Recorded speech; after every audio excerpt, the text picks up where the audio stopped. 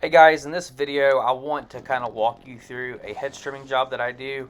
I want to just be mindful on this channel that hey, everybody has to start somewhere, and while we kind of talk about a lot of business stuff on this channel, there's a lot of dudes that like, hey, maybe you don't really know a good system for trimming hedges, and I just figured I'd do something a little different today and show you what I'm thinking about whenever we are out trimming hedges. So we always start at the top, and of course, just knock your clippings out and make sure you didn't leave any stragglers. And then whenever you get around air conditioner units, man, be very, very careful, okay? Whether you are around an air conditioner unit or not, just make sure you're taking a peek in those bushes, because I've had people leave Christmas lights in their bushes, man, and the worst was whenever somebody left an extension cord plugged in, running through their bushes, and it almost got me, man. I was I was so upset. I was pretty frustrated, with those clients, and had a not had a family, I probably would have won a 30-day charge on that one because I was that upset about it. But anyways, so yeah, we start at the top, work our way down, and you notice that I was trimming from the bottom of the bush up on the sides. That's just how I like to do it, and a lot of guys do it differently. They'll start at the top and work down, but again, I like to work top down on the very, very top, and then when I trim the sides from the bottom up.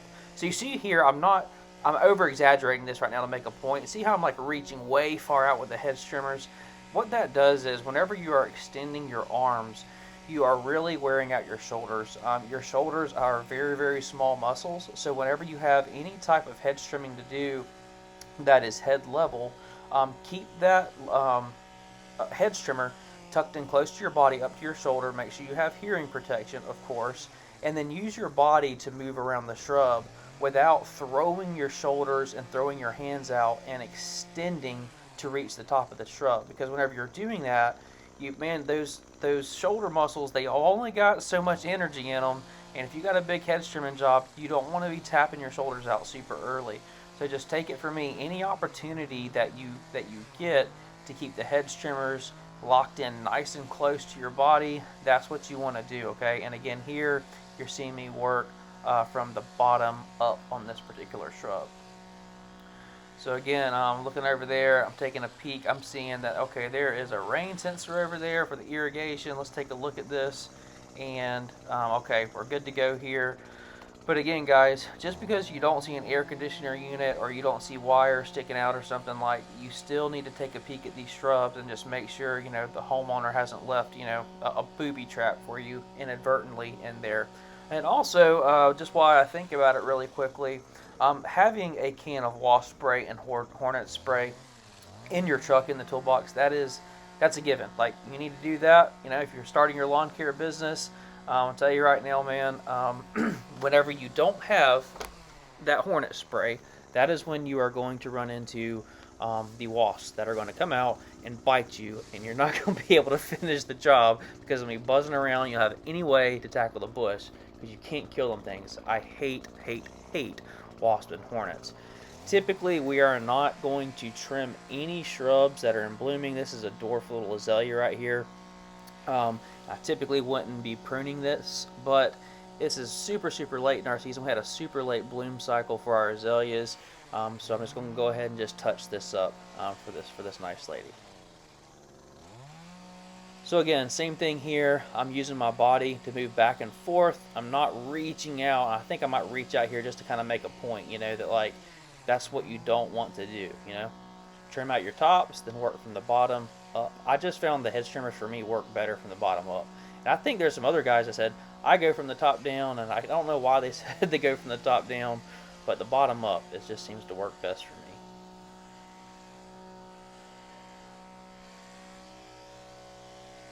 Alright, so once you got your hedges, pretty much, nice and cleaned up. It's what I call the first cut. It's like a rough cut, You're going to want to come over here with a rake and knock all this stuff out, or a blower, and blow all those leaves out, because you'll really start seeing all the areas that you missed.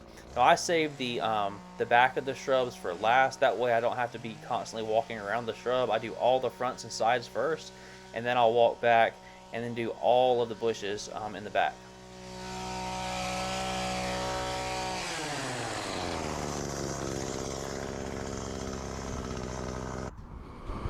Okay, so you wrap up the rough cut on the hedge trimming, and what I do is I go ahead and just grab some WD-40, and it's just good practice, man. Just go ahead and just grease them up. That way they are ready to go for the next time that you need them. I just think it's good practice. It's just, probably good to just get in the habit of doing that. Okay, go ahead and turn them on, run it, and then get your cover back on and put them away. All right, and then the next thing that we're going to do here, guys, is you're going to get out the blower, and again, I'm going to show you, like, hey, you think you got it all out whenever you were just kind of pulling it out with your hands, but whenever you come back with the blower, you're going to see that a lot of that stuff is just kind of like falling into the shrubs. And while it might be hard to see right now, what the problem is if you leave all that stuff right there, it kind of is invisible, until you start, shooting it with your blower. But if you leave that stuff, then what happens is, over the next few days, all those leaves start to turn brown, and then the shrubs look like they have all this, dead material in them. They just don't look good. So don't just go in there and reach with your hands and just pick off the stuff in the top. And I got one of my guys, drives me crazy. He doesn't do this. The rake is not sufficient. You have to use the hedge trimmers or the blower to blow out the dead leaves, or all the clippings. So next, we're just trying to get up the bulk of the hedge trimmings with the trash can and rake. There's a lot of different ways to do this. I'm just showing you a very, very simple, easy way to do this. And again, what we're not wanting to do right now is we're not wanting to get every single leaf. You just want to get the bulk of the material up, because we have equipment that is going to take care of the last little bit of this. One thing I want to mention is when you're doing this, make sure that you have a square trash can. Okay, square trash can lays flat on the ground. It's very easy to get material into a square trash can. Do not use a round trash can. The square trash can is the way to go. And do not bend over. You see me throwing the trash can onto the ground, and I'm basically just using it as a big dustpan, okay? Whenever you get tired in lawn care, it's whenever you are bending over, bagging, picking up bales of straw and laying them out, or picking up bags of mulch. Any opportunity that you can stay on your feet and not bend over, you're just conserving your energy. And again, the way that we're able to do that is toss the can down and just use it as a big dustpan. Okay, there's no reason to bend over. And I see guys doing it all the time. They rake a pile up and they bend over and use the rake and then their hand, and then them stand up and then put it in a trash can that's standing up. Nope, just put the trash can down there. So you've gotten the bulk of the material up in the trash can. Again, we're not trying to get everything up. We're just wanting to get the majority of it up. So we're going to take our mower over there with the discharge chute, the operator controlled discharge chute, and we're just going to mulch everything up.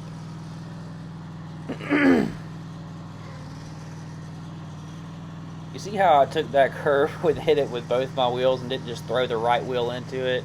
I just put too much strain on that bearing in there, man. Treat your equipment good, man. Ease it up onto them curves.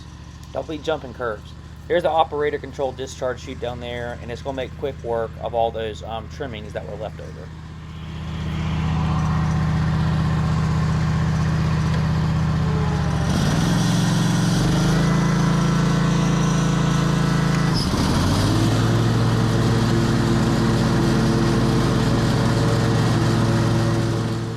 So you say, why can't you just blow this all up into the bushes?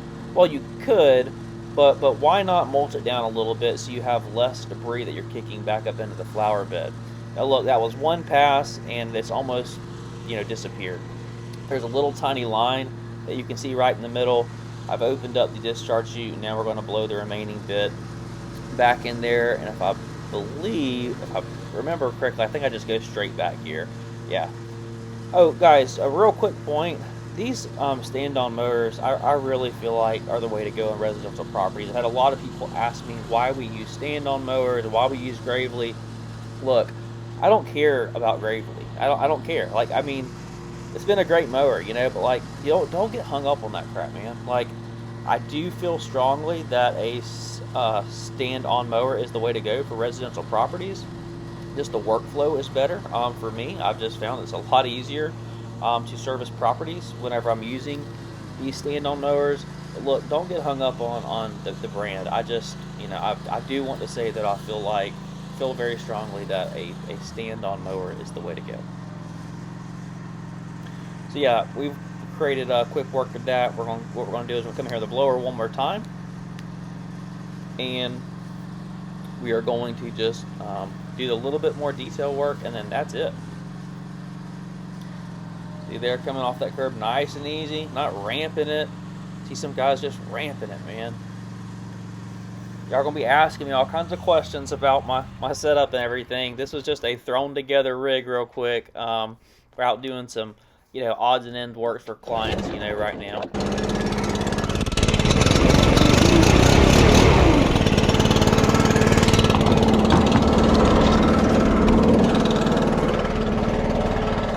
Okay, so we're going to come through, like I said, one more time with the blower, and just any little bit of stragglers that was left over on the lawn, we're going to go ahead and just get those blown up into the shrubs. Kind of hidden, you know, just kind of be discreet about it. You know, you don't want to be... The reason that we came by with the trash cans, you can't get away with blowing that much debris back up into the shrubs and underneath it to hide it. But you can, after you get the bulk of it up, mulch it down, and come in with your blower to just do a little cleanup.